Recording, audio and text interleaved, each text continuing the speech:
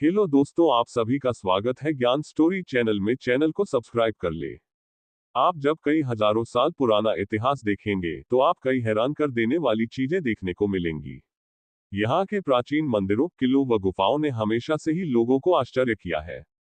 यही कारण है कि दुनिया भर के सैलानी भारत के कुछ अद्भुत स्थलों को देखने के लिए और इनकी सच्चाई का पता लगाने के लिए यहाँ आते रहते हैं। वहीं यहाँ कई जगहें भी मौजूद हैं जो अपने अनसुलझे रहस्यों के लिए जानी जाती हैं। चलिए हम आपको भारत के कुछ अनसुलझे रहस्यों के बारे में बताते हैं। असम में जतंगा नाम का एक गांव है जो अपनी अनसुलझी रहस्यमयी घटनाओं के लिए मशहूर है। असल में यहाँ दिसंबर और नवंबर के महीने में कई हजार पक्षी एक पेड़ों और इमारतों से टकराकर आत्महत्या कर लेते हैं। ये स्थिति हर साल देखी जाती है, लेकिन सटीक वजह आज तक पता नहीं चल सकी है। राजस्थान का जयगढ़ किला भी अपने छिपे खजाने के लिए जाना जाता है। ऐसा माना जाता है कि जब अकबर के रक्षा मंत्री मान सिंह एक सफल मिशन के बाद अफगानिस्तान से लौट रहे थे, तो उन्होंने युद्ध से लूटी हुई चीजों को किले में छिपा दिया था। भारत में आपातकाल के दौरान इंदिरा गांधी द्वारा किले को अच्छे से खोजने का आदेश दिया गया था, लेकिन अभियान के बाद यहां तब भी कुछ न मिल सका। यहां खजाना है या नहीं, ये रहस्य आज भी बरकरार है। 18 दिसंबर 2012 में भारत का जोधपुर शहर उस समय दंग रह गया था जब उन्हें एक जोरदार धमाके की आवाज सुनाई दी थी। लेकिन दिलचस्प और चौंकाने वाली तो यह है कि वहां न कोई बम फटा था और न ही कोई प्लेन क्रैश हुआ था। आज तक आवाज का रहस्य क्या है, इस बात का पता अभी तक नहीं चल पाया है।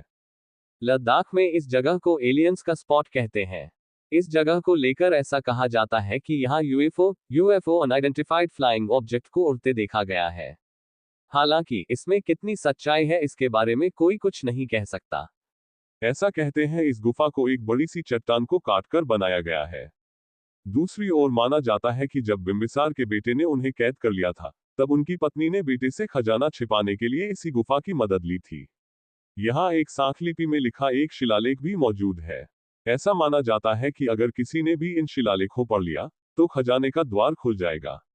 अंग्रेजों ने खजाने को पाने के लिए तोप की भी मदद ली थी, लेकिन वो इसमें असफल रहे। 587 बीसी बेबीलोन की सेना ने यरूशलेम पर हमला किया था। इस हमले में यहूदियों के शहर को पूरी तरह से तबाह कर दिया था। उनके पहले मंदिर को भी तोड़ डाला था। उस दौरान मंदिर में रखे आर्क ऑफ कोवेनेंट का क्या हुआ, यह अभी भी रहस्य है। आर्क ऑफ कोवेनेंट में 10 धर्मों के आदेशों की किताबें थी। अभी भी यह बड़ा सवाल है कि आखिर आर्क ऑफ कोवेनेंट को कौन लेकर गया, ये कहाँ गया। इस बात के कोई सबूत नहीं है।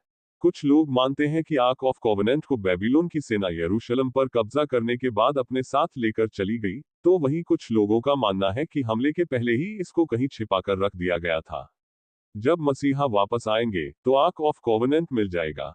ये भी माना जाता है कि आर्क ऑफ कोवेनेंट को बेबीलोन की सेना ने तबाह कर दिया था।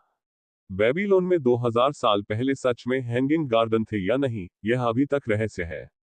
250 बीसी कई इतिहासकारों ने अपनी किताबों में बेबीलोन में हैंगिंग गार्डन के बारे में लिखा है। उन्होंने इस हैंगिंग गार्डन को दुनिया का अजूबा बताया था। हालांकि हैंगिंग गार्डन के बारे में कोई भी पुरातात्विक सबूत नहीं है।